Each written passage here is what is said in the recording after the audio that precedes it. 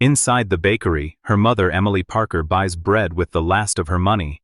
Suddenly, a thief grabs her bag.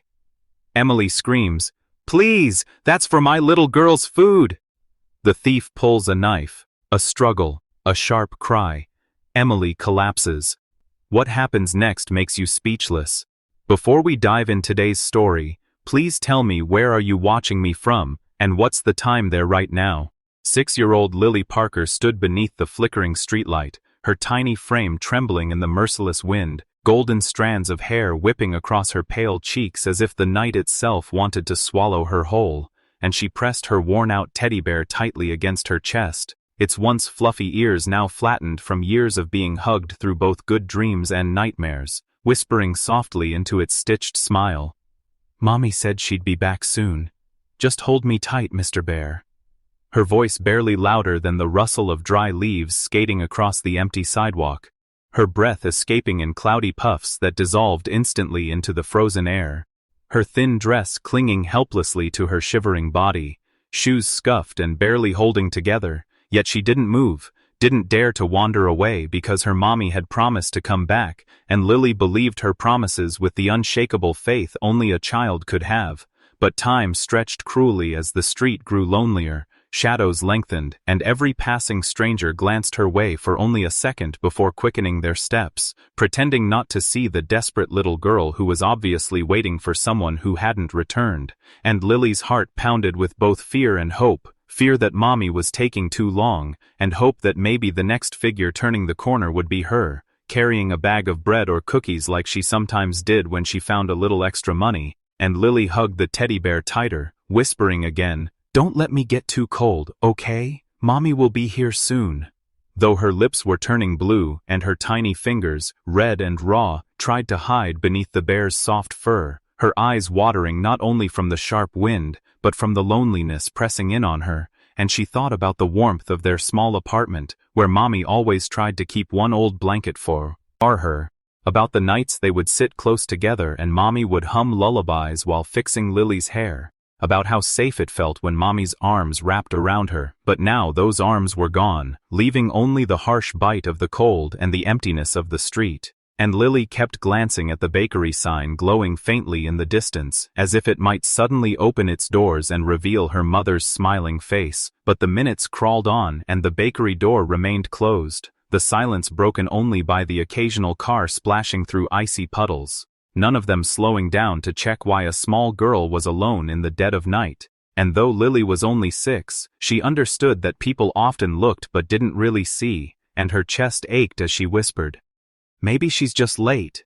Maybe she dropped something and had to go back," trying to convince herself that nothing bad could happen to the strongest, bravest woman she knew. Yet somewhere deep inside, a knot of worry twisted tighter because her mommy had never taken this long, not when Lily was waiting, not when she had promised to bring food, and Lily pressed her forehead to the teddy bear's head, pretending it could whisper back, pretending it could say, "She's okay, Lily, she'll come soon." But no words came, only silence and the chilling truth that the night was growing darker, colder, and longer, and Lily's small body swayed slightly from exhaustion, her eyelids heavy though she fought to stay awake, because what if mommy came and she wasn't standing there anymore? What if mommy couldn't find her in the shadows? And so she forced herself to stay, to hold on, to believe, even as her tiny teeth chattered uncontrollably, and the flickering streetlight buzzed like a cruel reminder that she was still alone, waiting in a world that seemed too big, too heartless, and too cold for a little girl who only waited her mother to come back. Inside the dimly lit bakery, where the scent of warm bread and faint traces of cinnamon lingered in the air like a fragile promise of comfort, Emily Parker stepped forward with hesitation, her tired eyes scanning the rows of loaves and pastries she knew she could not afford, her trembling hand reaching into her worn handbag to count the last few crumpled bills, each one damp with sweat from the fear of running out completely, and when the cashier looked at her with pity but said nothing, she managed a small apologetic smile and whispered, "Just one loaf, please, that will be enough." As though saying the words softly might hide the truth of her desperation, and as the bread was placed into a thin paper wrap and handed to her, she clutched it like treasure, pressing it against her chest, imagining Lily's wide blue eyes lighting up when she returned, imagining the relief on her daughter's face when she could finally eat. But before she could take another step, a sudden rough tug nearly ripped the handbag from her shoulder, her body jerking backward as if yanked by an invisible force, and she gasped, spinning to see a man with a hood pulled low over his face, his jaw set with ruthless determination, his eyes bloodshot and hungry for something that did not belong to him. His hands digging into her strap like claws, and in that instant panic exploded inside her chest and she screamed, her voice cracking as it echoed against the walls. "Please, not this. That's for my little girl's food. Don't take it, she needs it." But the man only snarled, spittle flying from his lips as he hissed, "Shut up and give it to me." His breath sour and hot, his grip bruising, and Emily's heart hammered, her knees trembling yet refusing to buckle, because she could not let go, not of the bag, not of the money, not of Lily's dinner, and she pulled back with all her strength, her fingers clawing desperately at the strap, her voice breaking again as she cried, "She's waiting for me, she's out there cold and hungry, I can't go back to her empty-handed," and, for one moment she thought maybe, just maybe, the sight of a mother's tears might shake him, but instead his rage only deepened, his free hand reaching into his pocket with a swift, practiced motion, pulling out a knife that gleamed beneath the bakery's yellow lights, and the crowd inside gasped, some stepping back in fear, one woman covering her mouth with her hands as if to trap her own scream, and Emily froze for a heartbeat, the blade burning into her vision, but then her resolve hardened, because if she let go, her child would go hungry, and she would not allow that, even if it meant risking herself, and the man shoved her, jerking the strap with brutal force, but she pulled back with a strength born not from muscle, but from love, whispering through her tears, I promised I'd bring her food. Until in the blink of an eye, his patience snapped and the knife plunged forward, sharp steel tearing into her side, a pain so searing it felt as if her body had caught fire, her scream slicing through the bakery like glass shattering, the loaf of bread tumbling from her hands and rolling across the floor, and she collapsed to her knees, gasping, eyes wide with shock, her fingers instinctively pressing against the wound as hot blood seeped through her dress, staining the tiles beneath her, and the hooded man froze for half a second, his chest rising and falling with the realization of what he had done. Then like a coward, he dropped the bag, turned, and fled through the door, disappearing into the night as if swallowed by darkness, leaving chaos in his wake, and Emily trembled, her lips quivering as she whispered weakly, "Lily, my baby, forgive me." Her vision blurring as she tried to crawl toward the bread, her hand stretching across the cold floor as though touching it would mean she had kept her promise, but her strength gave way, her body slumpy. Her breath ragged, and the bakery erupted into frantic cries, chairs scraping against the floor as customers rushed to help, and Mr. Hayes, the bakery owner, pushed through the small crowd, his face pale, apron flapping as he knelt beside her, his large hands gently lifting her shoulders, his voice breaking as he shouted, "Call an ambulance! Quick now, hurry!" And the room filled with panic, someone fumbling with a phone, another person pressing napkins to her wound in a desperate attempt to slow the bleeding, and Emily's eyes fluttered, her gaze cloudy but still clinging to consciousness, her lips moving faintly as she whispered, "Don't. Let her be alone. She's waiting." Her words barely audible, but Mr. Hayes leaned close, his heart twisting at the thought of the little girl outside, and he gripped her hand tighter, whispering fiercely, "Stay with us, Emily. Stay awake. Help is coming. Your daughter needs you. Don't give up now." Though deep inside he could already see the fragility in her face, the way life seemed to be slipping from her grasp like sand through open fingers, and the minutes crawled unbearably slow, every second a battle against time, until finally, faint but growing louder, the distant wail of sirens pierced the night, carrying with it both a sliver of hope and the haunting truth that this fight had only just begun. The ambulance screeched to a halt outside the emergency doors, its sirens dying into a fading echo as paramedics rushed Emily inside, her body pale and limp upon the gurney, her breathing shallow, blood soaking through the bandages hastily pressed against her wound, the cold fluorescent lights of the hospital glaring down like merciless witnesses, and as the stretcher rolled across the slick floors, Emily's eyes fluttered open just enough to catch fragments of voices, orders shouted by medics, the squeak of wheels against tile, the sterile smell of antiseptic invading her senses. But before anything could truly begin, before hope could take root, the gurney stopped abruptly at a nurse's station, where a stern-faced doctor, in a crisp white coat, stepped forward, his eyes narrowing not on her wound but on the absence of paperwork. His voice clipped, sharp and void of compassion as he demanded, "Where is her husband? Who is signing for her treatment? Who is guaranteeing payment?" And in that moment Emily could barely lift her head, the question like a cruel reminder of what she had lost, her lips parting only to whisper a broken truth. No husband. Only Lily. But her voice was too faint, drowned out by the doctor's impatient sigh as he looked at Mr. Hayes, who had followed them in with panic etched across his face, his flour-dusted apron still stained from the bakery floor. And Mr. Hayes raised his voice, desperate, almost pleading. "She doesn't have a husband. She's raising her little girl on her own. She was attacked. She's bleeding to death. Please, for God's sake, treat her now." But the doctor's expression did not soften, his arms folding across his chest as though human life was nothing more than numbers on a ledger, and he replied with chilling indifference, "Then she might not make it through the night, and I cannot allow this hospital to shoulder unpaid costs. Policy is policy. Without payment we cannot begin the operation." And the words sliced through the hallway, cold and merciless, making bystanders stare in disbelief. Nurses hesitating with their trays, their eyes filled with shame at their superior's cruelty. And Emily, barely conscious, felt tears slide weakly down her temples as she tried to lift a trembling hand, her cracked lips moving to form the only name that mattered. "Lily. Someone. Please save her." The plea escaping like a prayer too fragile for the harsh walls around her. And Mr. Hayes knelt beside the stretcher, clutching her icy fingers, his own heart breaking as he whispered fiercely, "Hold on, Emily. Don't give up. Your little girl needs you. I will find a way."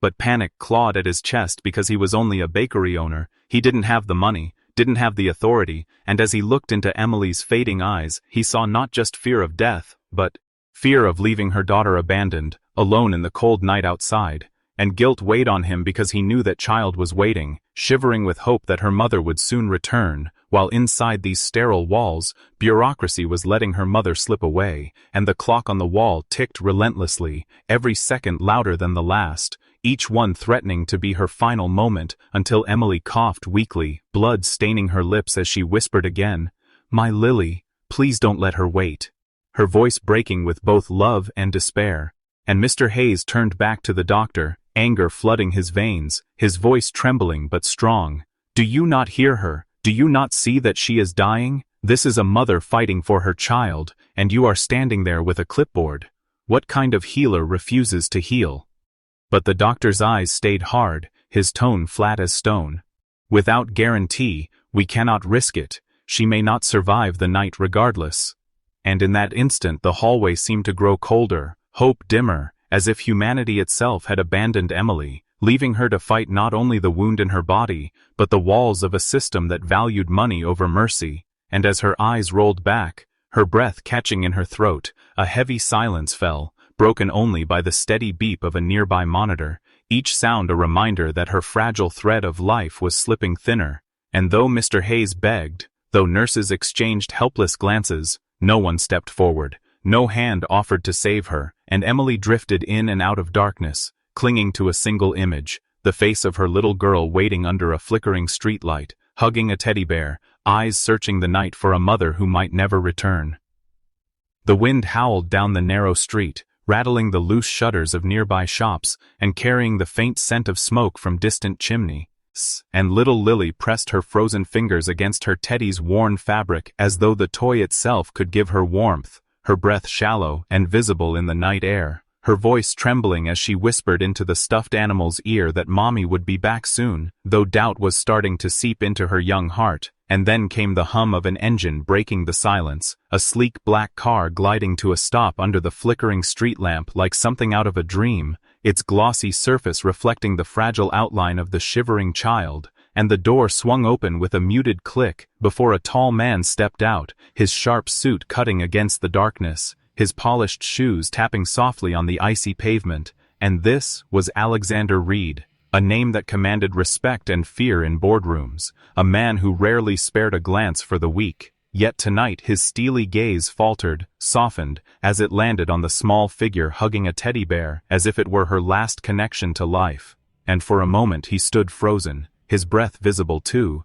his expensive coat barely shielding him from the bite of the cold. But his discomfort was nothing compared to what this child was enduring, and finally he lowered his voice, gentle, almost hesitant, asking, "Sweetheart, why are you out here all alone?" And Lily's teeth chattered as she struggled to answer, her tiny voice breaking between the syllables.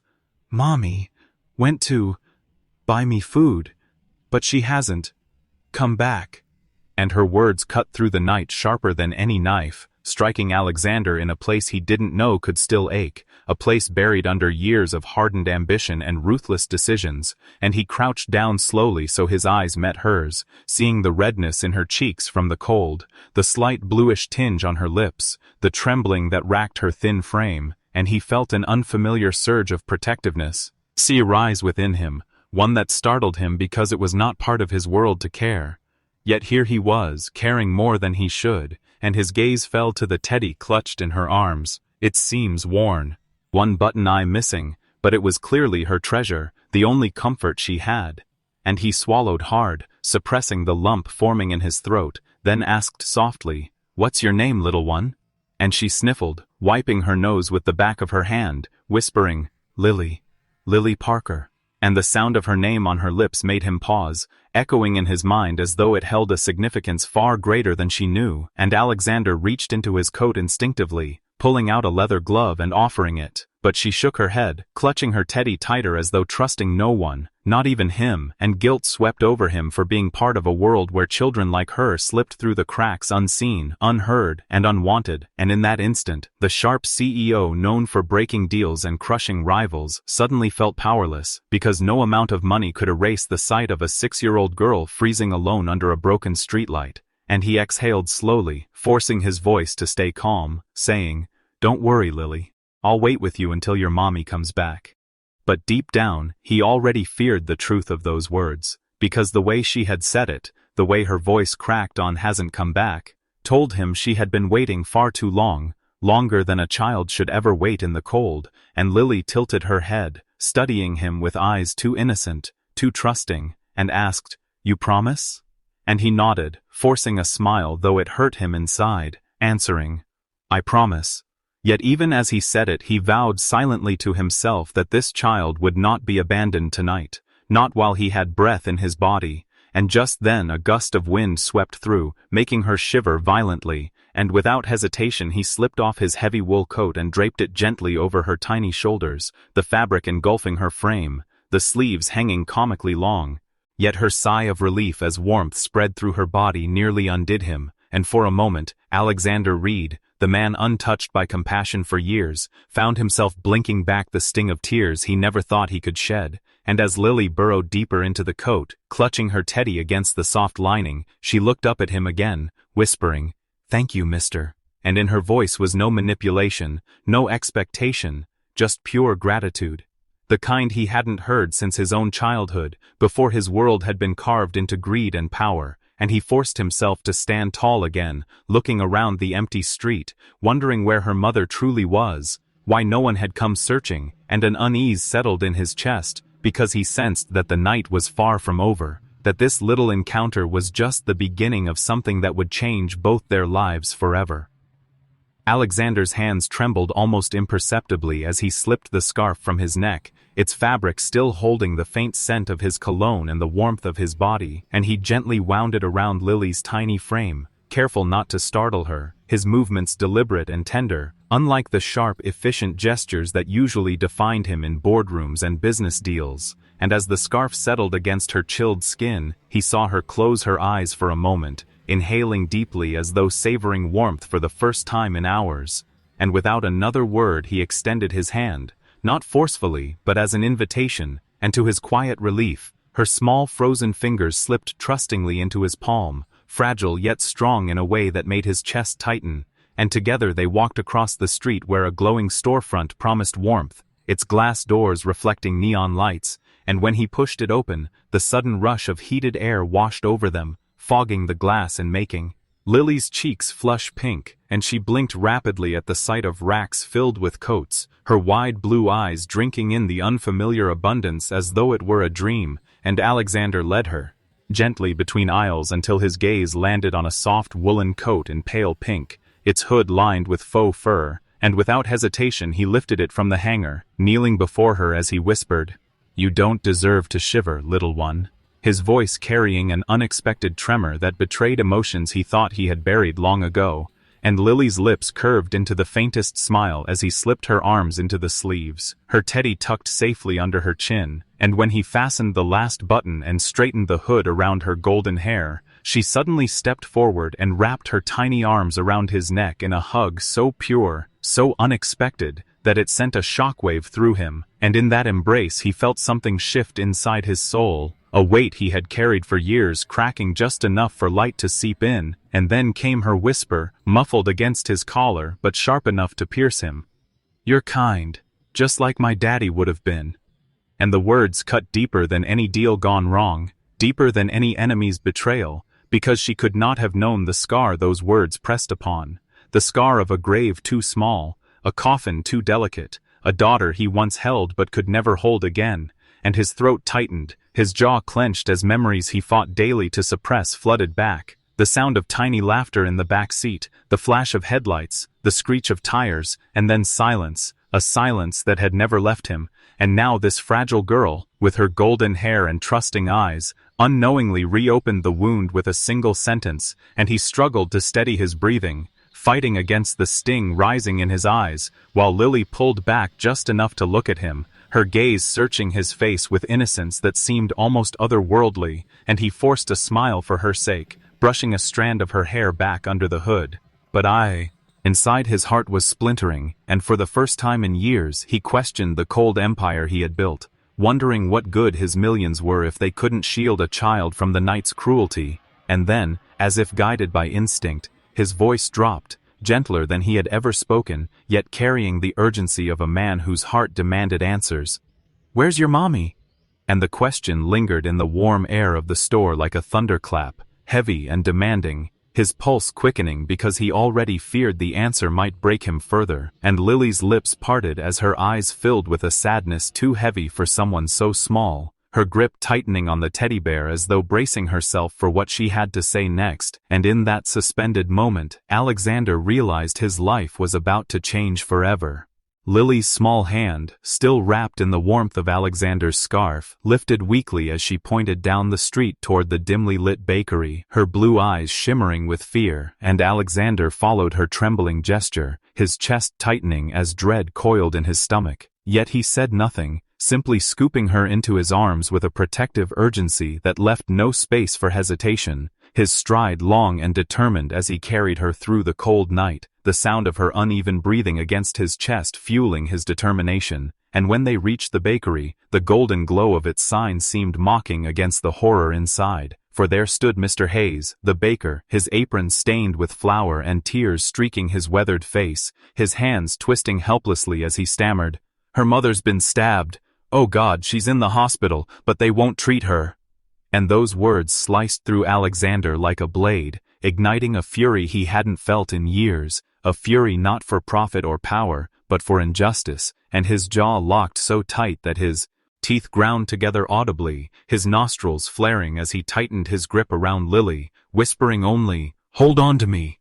before he turned on his heel and stormed into the night, his polished shoes striking the pavement like thunder, his black car roaring to life the moment he slid behind the wheel, the engine's growl echoing his own seething rage, and Lily clung to him, her tiny fingers gripping his shirt as though he were her only anchor left in the world, which in that moment he truly was, and he drove with a precision born of desperation, every red light ignored, every turn taken with ruthless speed. Yet inside the car his mind wasn't on the road but on the image of a bleeding woman lying alone on a gurney, while faceless doctors stood idle, counting money instead of heartbeats. And when the hospital loomed ahead, its sterile white glow piercing the darkness. Alexander braked hard, leaping out with Lily in his arms, his presence commanding as he strode into the reception, where the sharp scent of antiseptic mixed with the low hum of murmuring voices, and his eyes locked on a doctor in a pristine white coat who barely looked up from his clipboard when Alexander demanded,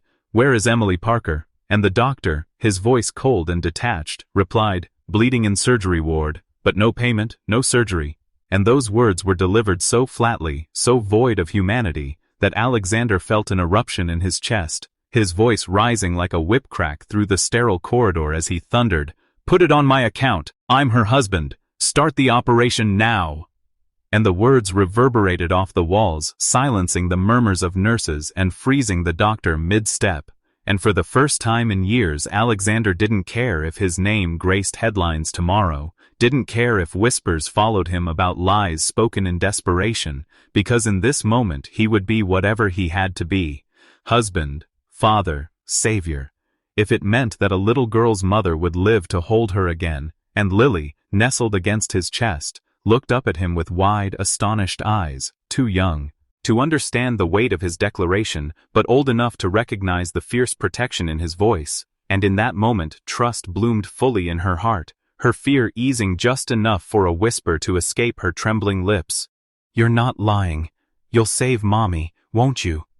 And though his throat burned with emotion, Alexander lowered his head and pressed his cheek to her golden hair, vowing in a voice raw with conviction, "Yes, Lily, I swear I'll save her." And as he handed his credit card to the stunned receptionist with a force that left no room for refusal, he knew this night had rewritten everything he thought he was, and nothing, not money, not reputation, not fear, would stop him from keeping that promise.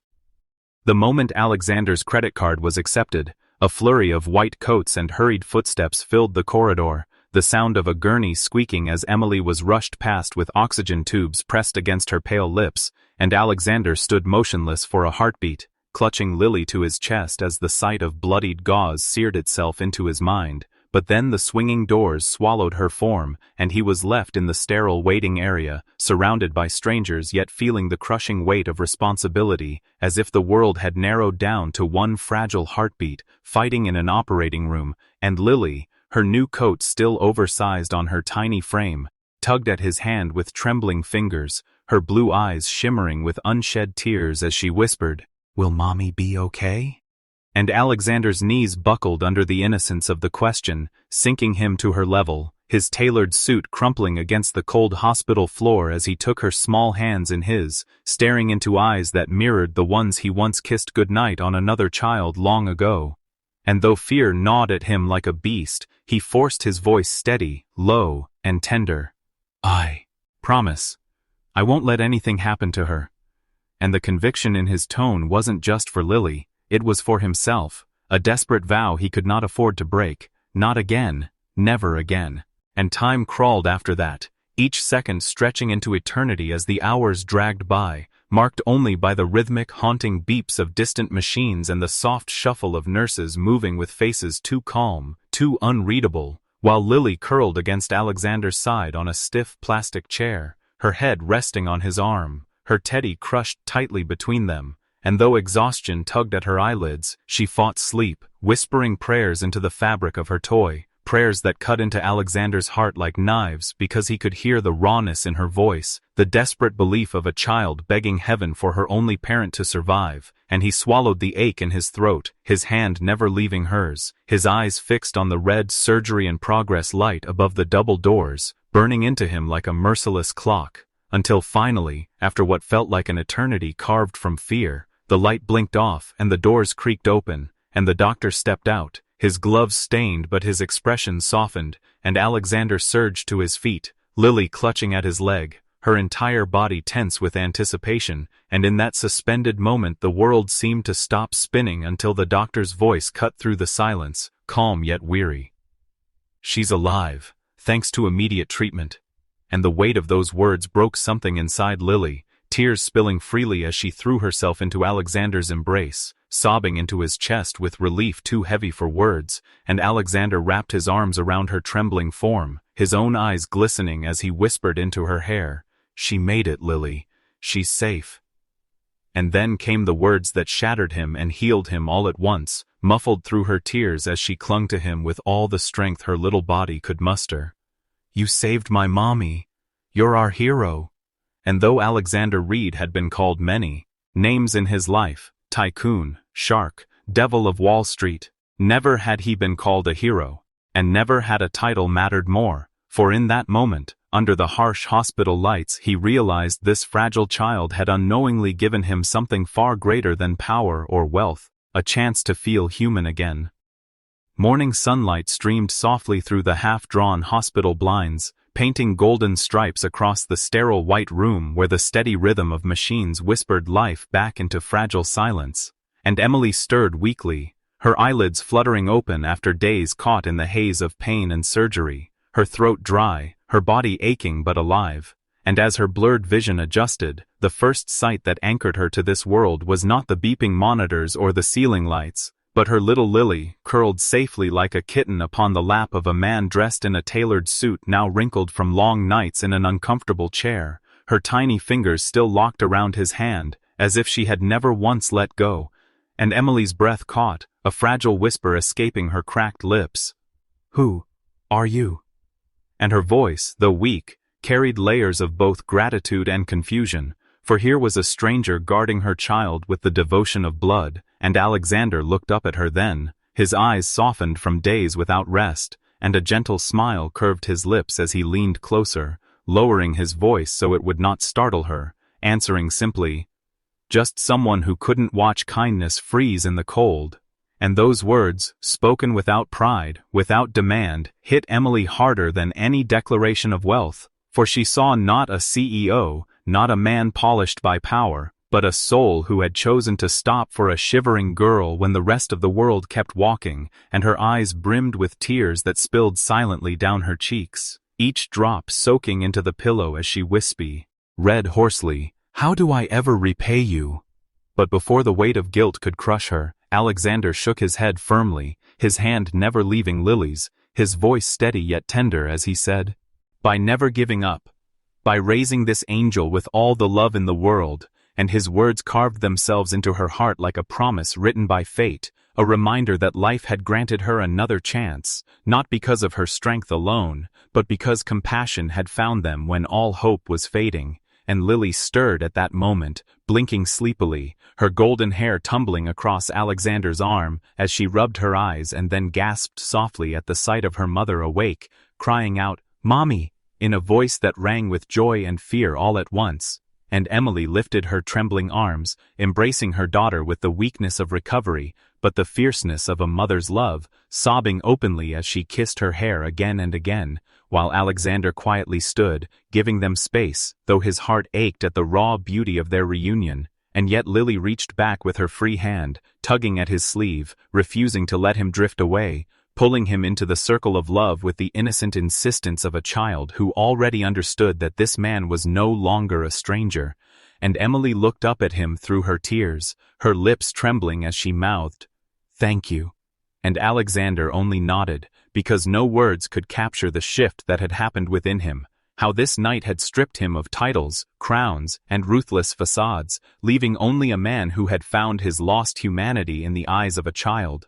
And when the discharge papers were signed days later, the crisp air outside the hospital greeted them like the first page of a new life, and Alexander walked at Emily's side, one hand steadying her fragile steps, the other wrapped firmly around Lily's tiny palm, and together they crossed the threshold, not as patient and savior, not as stranger and orphaned souls, but as something unspoken, yet undeniable, an unlikely family stitched together by kindness, forged in suffering, fearing, and reborn in love. And as the sun set behind them, casting long shadows that intertwined on the pavement, Alexander Reed was no longer the ruthless CEO the world once feared. He was a man reborn, a man who discovered that the greatest wealth was not measured in empires or bank accounts, but in the warmth of a small hand trusting his, and in the fragile smile of a woman whose life he had fought to protect. And thus the story closed not with power or profit, but with the quiet triumph of humanity.